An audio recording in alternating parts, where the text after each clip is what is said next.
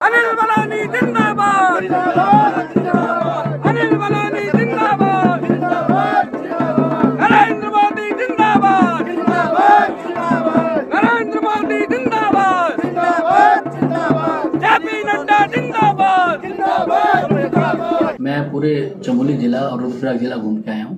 इससे पहले पौड़ी जिले में बड़ी विस्तार से मैंने प्रवास किया है और पूरा का पूरा जो चुनाव है, अब मुझे ऐसा प्रतीत होता है कि जैसे जनता ने टेक ओवर कर लिया और खुद लोग पूरे चुनाव में उतर आए। लोगों ने संकल्प ले लिया है कि मोदी जी को 400 पार कराना है। अब चुनाव जनता के हाथ में है। मैंने अपने जीवन काल में ऐसा चुनाव नहीं देखा कि जब जनता चुनाव लड़ने के लिए आतुर हो और जनता जिताने के लिए आतुर हो। बहुत अच्छा माहौल है, बड़ी संख्या में कार्यकर्ता निकल रहे हैं, बड़ी संख्या में लोग निकल के आ रहे हैं, पूरा करंट है लोगों के अंदर। और मुझे लगता है कि जो हमारी सरकार का 400 पार का जो हमारी तैयारी है वह भी पूर्ण होगी और उत्तराखंड में भी 5 सीटें जीतेंगी और गढ़वाल के अंदर जो हम लोगों ने 5 लाख पार का संकल्प लिया है उसको भी हम लोग पूर्ण करने जा रहे हैं। सर 26 को नॉमिनेशन है, कौन कौन लोग आपके नॉमिनेशन में शामिल हो रहे हैं? सीएम और स्मृति ईरानी का तो पता है, और कौन कौन? देखिए, अभी आने वाले एक आध दिन में हम लोग तय करेंगे कौन कौन लोग रहेंगे।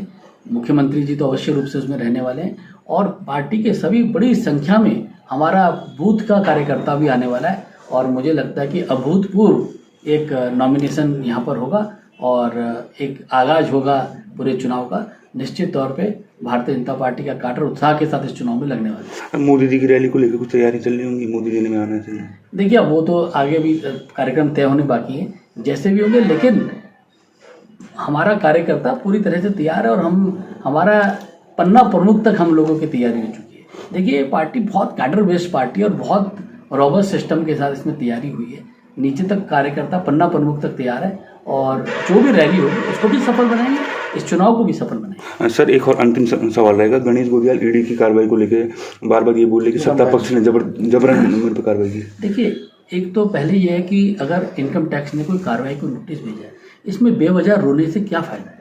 अगर आप ये बताइए, अगर आपके यहाँ कोई अनियमितताएं नहीं है, कोई ईमानदारी से जब आदमी काम करता है उसको इनकम टैक्स का नोटिस आता है क्या कभी?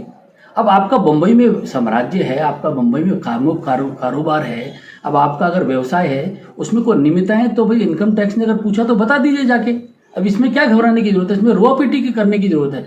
अगर मेरा ये मानना है कि जो आदमी ईमानदारी से व्यवसाय करता है और ईमानदारी से काम करता है उसको इनकम टैक्स का नोटिस नहीं आता है, तो मुझको लगता है कि ये उसको चुनावीकरण करना उसका अच्छा बात हो कि जाके उसका जवाब दे दे तो ज़्यादा अच्छा होगा। लेकिन राजनीति को, हम गढ़वाल की राजनीति को शुरू से कह रहे हैं कि आप विकास पे बात कीजिए, आप पलायन रोकने पे बात कीजिए, आप इन चीज़ों पे चर्चा क्यों नहीं करते हो? विपक्ष के होने के बावजूद आपको ये चर्चा करनी है, लेकिन आप तो तू मैं की राजनीति करते हो। और कांग्रेस का ये हश्र इसीलिए हुआ है कि वो मुद्दों की बात ना करके इस तरह की अफवाहबाजी पे बात करते हैं। अगर उनका कोई नोटिस है तो उसका जवाब देना चाहिए। उनका बम्बई में जो कामकाज है वहाँ जाके जवाब दे दे, तो इसमें क्या दिक्कत है? सर, एक अंतिम सवाल। सर, श्रीनगर गढ़वाल का केंद्र माना जाता है, पहाड़ का केंद्र, और श्रीनगर एक एजुकेशन के हब के रूप में भी है।